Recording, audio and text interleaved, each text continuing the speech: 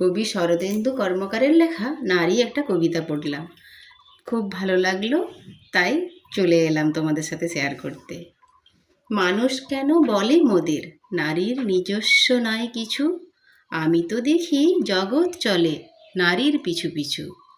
বাপের ঘরে লক্ষ্মী আমি, স্বামীর ঘরে অন্নপূর্ণা, ছেলের ঘরে জননী আমি, আমি ছাড়া জগৎ অসম্পূর্ণা। আমার থেকে আপন করতে আর কি কেউ পারে?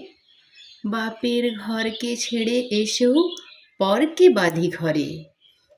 গোত্র থেকে গোত্রান্তর যদিও আমি হই, তবুও যেন জননী রূপে সকল দুঃখ সই। ভারত মাতা সেও নারী, নারী জগদ্ধাত্রী। নারী হলো এই জগতের সবার জন্মদাত্রী।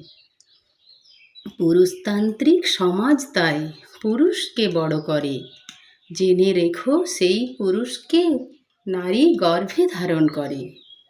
মহাকাল আমার পদতলে শায়িত চিরকাল, আমি ছাড়া এই জগৎ সংসার সবই হবে অচল। নমস্কার।